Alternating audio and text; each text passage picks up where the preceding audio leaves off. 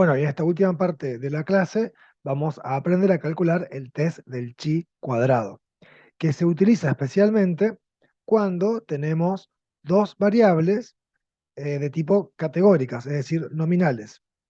Habitualmente es lo que se utiliza cuando se puede completar una tabla de 2 por 2, ¿no? Por ejemplo, sexo, varón, mujer, evolución, vivo o muerto. O vacunado, sí o no, evolución, vivo o muerto, o como nos interese, ¿no? Por eso es que lo vamos a repasar, ya habíamos visto para calcular diferencias de dos proporciones.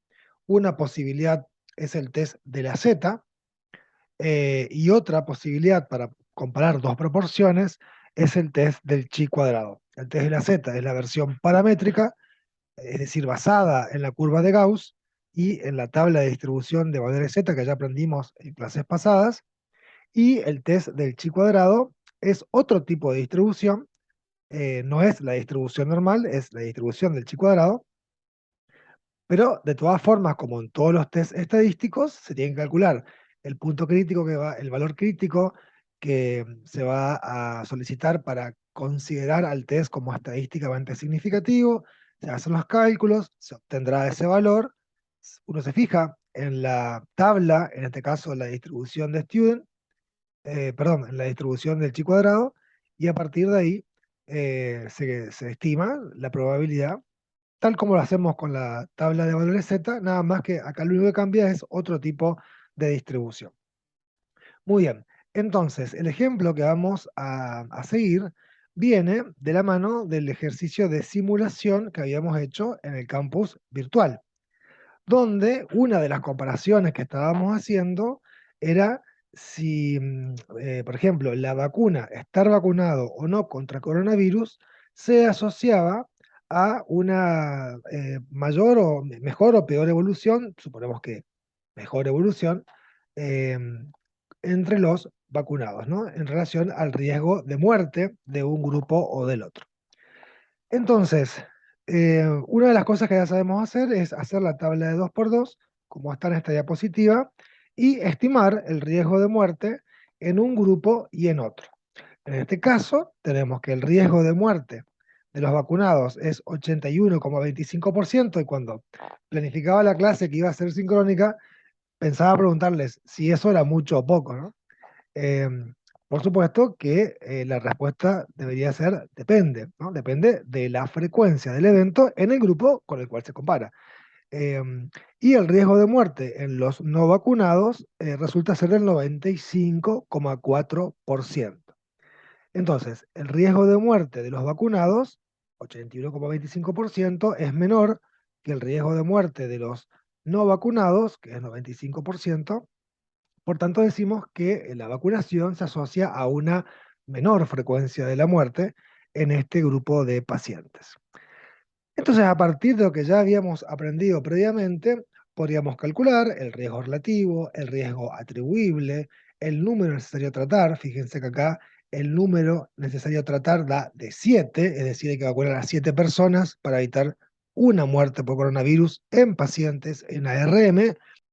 Quiero recordarles que la base de datos que estamos utilizando es ficticia, por tanto, estos valores no son los reales respecto de la evaluación de la eficacia de la vacuna. Bueno, si nosotros usamos el EpiInfo para calcular el riesgo relativo, obtendríamos los resultados que acá se presentan. Nada más que acá tenemos el riesgo relativo y al lado fíjense que hay dos números, dice lower y upper. Son los intervalos de confianza del riesgo relativo, donde dice risk radio, y los intervalos de confianza del riesgo atribuible, donde dice risk difference, ¿no? Porque el riesgo atribuible es la diferencia del riesgo de un grupo menos el riesgo del otro. Bueno, hasta acá es lo que ya veníamos haciendo, y acá lo único que hacemos es agregar a lo que ya sabíamos la presentación de los intervalos de confianza, ¿no? Pero ahora vamos a aprender a calcular el valor de la P. Fíjense que acá, a la derecha, que dice test estadísticos, hay una X al cuadrado, eso es el chi cuadrado, que en su versión no corregida, que es lo que deberíamos aplicar en este caso porque hay un tamaño de la muestra suficientemente grande como para no necesitar corregir ese test eh, cuando el número de la muestra es menor a 100 y en particular cuando es menor de 30 sujetos, habitualmente hay que hacer diferentes cálculos correctivos en la estimación de estos test estadísticos. No es el caso porque acá tenemos suficiente cantidad de sujetos. Fíjense que acá el test del chi cuadrado va a dar, que sería como que calculemos una z, ¿no? En la Z obteníamos un número. Hoy fue de -4, después fue de 12, creo. Bueno, acá vamos a calcular otra cosa que en vez de ser Z se va a llamar chi, ¿no? El chi cuadrado. Acá da 6,90, ¿no? Si no ve, 6,96, ¿no? Y al lado dice, dice 2 tilet P, quiere decir el valor de la P a dos colas, o sea, bilateral, y ahí se presenta un número, ¿no? Bueno. Eso es lo que vamos a tratar de reproducir manualmente ahora a partir de las próximas diapositivas. En la prueba del chi cuadrado se escribe chi al cuadrado o también ji al cuadrado con j o una x al cuadrado. Son todas formas similares, son sinónimos en cómo la podemos encontrar. Es una prueba no paramétrica, es decir, no se basa en la estimación de parámetros poblacionales, que se utiliza para evaluar la hipótesis acerca de la relación entre dos variables, ¿no? Y como toda prueba de hipótesis, hay que hacer una hipótesis alternativa y una nula, parte de la idea de que las dos variables no están asociadas. En este ejemplo sería que la mortalidad de las personas vacunadas es igual a la mortalidad de las personas no vacunadas. Por tanto, en este test, como en todos los demás tests que se podrían calcular, lo que se va a poner a prueba es la hipótesis nula, ¿no? La hipótesis que plantea la no relación, la no asociación entre variables. Muy bien, entonces, para calcular manualmente el test del chi cuadrado, hacen falta saber un par de cosas y pasos previos. Como primera medida, saber que el chi cuadrado es igual a la suma, ese símbolo raro que hay ahí, es la sumatoria de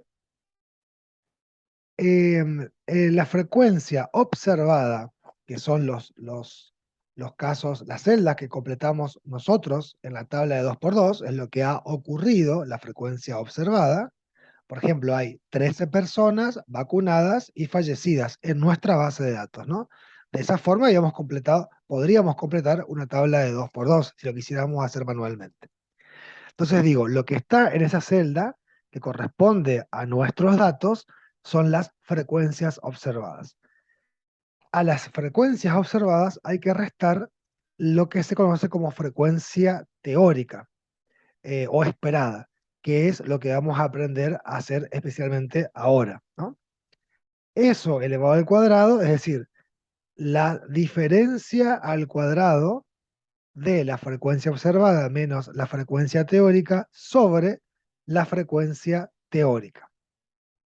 Esta fórmula, frecuencia observada menos frecuencia teórica al cuadrado dividido frecuencia teórica, hay que hacerlo para cada una de las celdas que estamos por considerar y después la sumatoria de todo eso va a ser el resultado del chi cuadrado. Vamos a ir paso por paso para que se entienda mejor. Entonces, decía, la frecuencia observada son los datos que tenemos.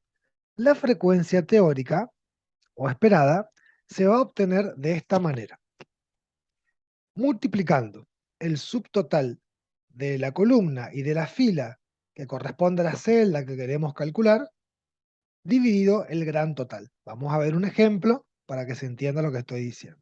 Por ejemplo, si quisiéramos calcular la frecuencia teórica o esperada de la celda A, vean que la celda A corresponde al total de la columna de fallecidos, cuyo total es 956, ese es el subtotal de esa columna, y a la fila, cuyo total es 16. Entonces, dijimos, la frecuencia teórica se calcula mediante la multiplicación del subtotal de columnas y de filas a la cual corresponde la celda que queremos estimar esa frecuencia teórica. Entonces acá sería 956 por 16 dividido el gran total, que es el total de todos los pacientes, 1004 pacientes.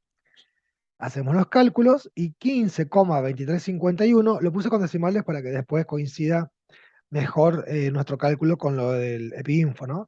Pero en la práctica podríamos haber puesto 15. Bueno, 15,2351 pacientes se esperaría que sean fallecidos vacunados si las variables vacuna y muerte o evolución no estuvieran asociadas. O sea que hay 13 que se observaron y se esperaba 15. Muy bien. De la misma manera, habría que proceder con cada una de las otras celdas.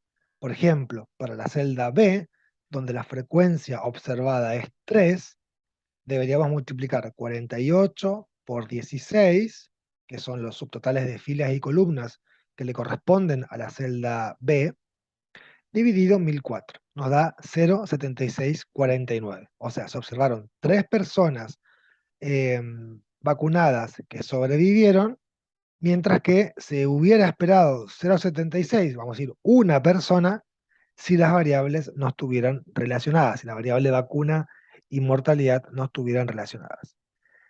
Para la celda C, haríamos lo mismo, subtotal de columna por subtotal de fila dividido total, gran total, me daría 940,7649, y para la celda D, lo mismo, ¿no? Subtotal de columnas por el subtotal de filas sobre el gran total.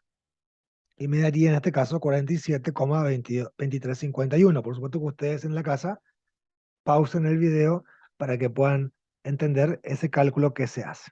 Más allá que después nosotros nos manejamos con programas estadísticos, pero la idea es que se entienda de dónde sale ese número que se obtiene en EpiInfo en este caso, ¿no? Fíjense que lo que estuvimos haciendo hasta ahora fue simplemente calcular las frecuencias teóricas de cada celda.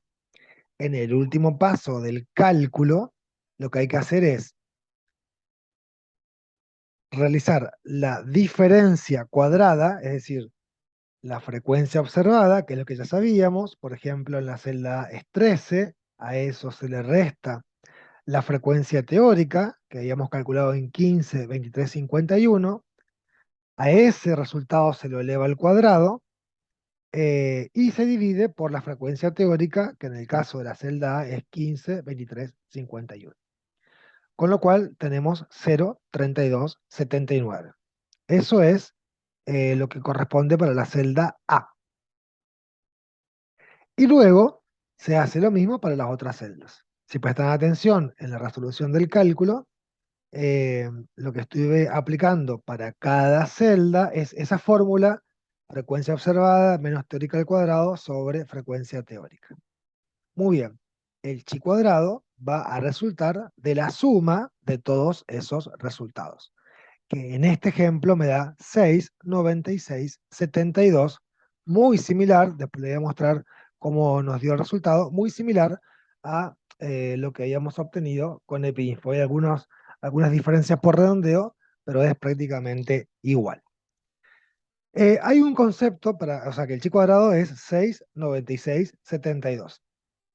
Tal como lo hacíamos con los valores z, ese número de chi cuadrado hay que verificar en una tabla de distribución de frecuencia, chi cuadrada en este caso, para saber con qué significación estadística se relaciona ese valor de chi cuadrado. Y en el chi cuadrado hay que introducir lo que se conoce como grados de libertad, porque la tabla chi cuadrado relaciona la probabilidad del nivel de significación con lo que se conoce como grados de libertad, que para el chi cuadrado se calcula de esta manera: columnas menos 1, cantidad de columnas menos 1, por cantidad de filas menos 1. Nosotros tenemos acá 2 filas y 2 columnas, así que 2 menos 1 por 2 menos 1 me da 1 por 1, es decir, que hay un grado de libertad en esta tabla de 2 por 2. Es decir, ¿qué significa un grado de libertad? Significa que son tablas en las cuales nosotros para poder conocer todos los datos que se ubican en las cuatro celdas, deberíamos conocer por lo menos tres. Para poder calcular, con esos tres, se puede calcular una última, la cuarta celda, si tuviéramos también los totales marginales, por supuesto. Muy bien, eso no es tan importante. Lo que quería decir es que con esos datos, el chi cuadrado, y habiendo calculado los grados de libertad, y habiendo ya decidido que no hice ese paso porque habitualmente se toma como punto de corte la significación de 0,05, nos dirigimos a la tabla chi cuadrado. Y acá está, simplemente buscamos cuál es la probabilidad, cuál es la probabilidad que se asocia con ese valor de chi. ¿De qué manera? Fíjense que acá tengo un grado de libertad en la intersección con 0,05, que es el valor de P que habitualmente se utiliza. Necesitaría que mi chi sea por lo menos de 3,84. Y nuestro chi nuestro chi cuadrado nos dio 6,9672. Nos dio más alto que ese punto crítico. Así que a partir de ahí ya sabemos que el valor de la P es menor a 0,05. Y todavía podemos estimar que es en realidad inclusive menor a 0,01, porque fíjense que el valor de chi que se relaciona a una P de 0,01 sería 6,64. Y a nosotros nos dio un poco más alto, nos dio 6,9672. Muy bien, si nosotros revisamos los resultados del EpiInfo, vemos que nuestro valor obtenido de chi cuadrado en este cálculo manual se refleja en donde dice chi cuadrado no corregido, ¿no? Que ahí dice 696,95. Hay una diferencia mínima, ya les decía, por redondeo. Y una P que es calculada de manera exacta da 0,008. Nosotros podríamos haber dicho que el valor de la P con la tabla con la tabla de chi cuadrado, podríamos haber llegado por lo menos a saber que el valor de la P es menor a 0,01. Pero cuando se hace el cálculo exacto a través del software estadístico, bueno, hay un detalle mucho mayor en los decimales del valor de la P, que no interesa qué tan alejado del 0,05 está la P, porque habíamos dicho previamente que lo que nos importa en la medida de significación estadística es saber si pasa o no del punto crítico que hemos decidido previamente, ¿no? O sea que si yo decidí que el valor de la P, que lo voy a entender como estadísticamente significativo, es menor a 0,05 y me dio 0,04, da lo mismo que me dé 0,04 a que me dé 0,0000001, no importa, ¿no? Porque ya habíamos mencionado que el valor de la P no es una medida de la fuerza de la asociación. Simplemente me dice si estos resultados son raros o no. O si, ya sabemos qué significa, cuál es la probabilidad de rechazar una hipótesis nula cuando ésta sea cierta.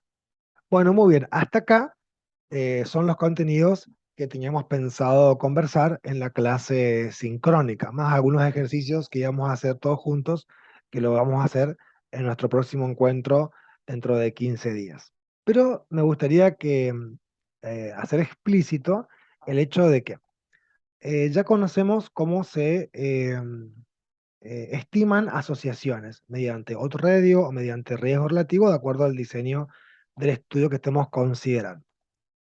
Luego aprendimos a saber cuál es el grado de intervención del azar en los resultados que estuviéramos obteniendo, ya sea riesgo relativo, autorradio o cualquier otro estadístico que se calcule y cómo se interpreta. Hemos observado que para calcular test de hipótesis que relacionan dos variables numéricas, por ejemplo, la media de un grupo con la media del otro grupo, podemos utilizar el test de la t-de-student.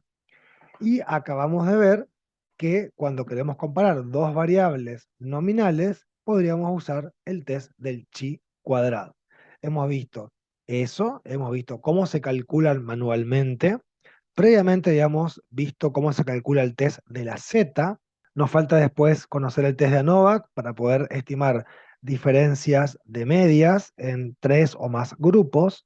Antes, en el posgrado de biología descriptiva, ya estuvimos estudiando regresión lineal y correlación, y con todo este eh, panorama, ya estamos en condiciones, ya estamos en condiciones de analizar una base de datos de una manera razonablemente completa, porque estas técnicas que estuvimos estudiando hasta ahora recorren la inmensa mayoría de, eh, de necesidades analíticas en un trabajo de investigación.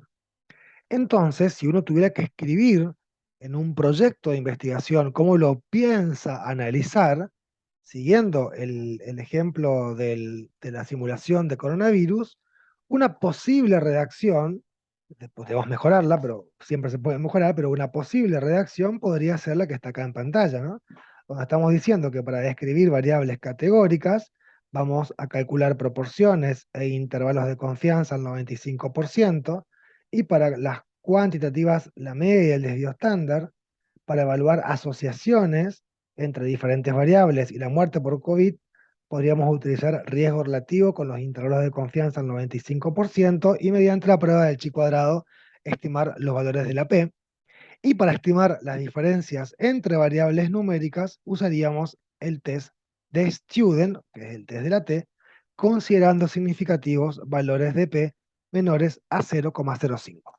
Seguramente les sonará todas estas frases, este párrafo, seguramente cuando leemos literatura científica les suena muy de cerca, ¿no? Bueno, espero que a partir de ahora podamos empezar a identificar cuáles de estas herramientas son aplicables para cada caso. Bueno, en la tarea nos espera un muy breve cuestionario de 10 preguntas, múltiple choice y verdadero o falso, que evalúan los principales aspectos de estos temas, tanto de lo que dimos en estas exposiciones, como lo que se puede revisar en dos textos del campus virtual que les pido que lean. Son breves, uno de ellos es divertido, el otro no tanto, sobre valores de la P e intervalos de confianza. Eh, bueno, una parte de la tarea, la parte individual, es responder a ese cuestionario. Hay dos intentos para poder responderlo. Va a calificar la nota más alta de esos dos intentos que se tengan. Y la otra parte de la tarea es interpretar al menos tres resultados con intervalos de confianza y valores de la P del ejercicio de simulación que dejamos en el campus virtual para cumplir con la tarea de la clase pasada. Había otra parte de la tarea que tiene que ver con el cálculo de la T de student para las medias de las personas con fallecidas y no por COVID. Eso lo vamos a hacer, eso no lo hagan, lo vamos a hacer en vivo en nuestra clase próxima sincrónica.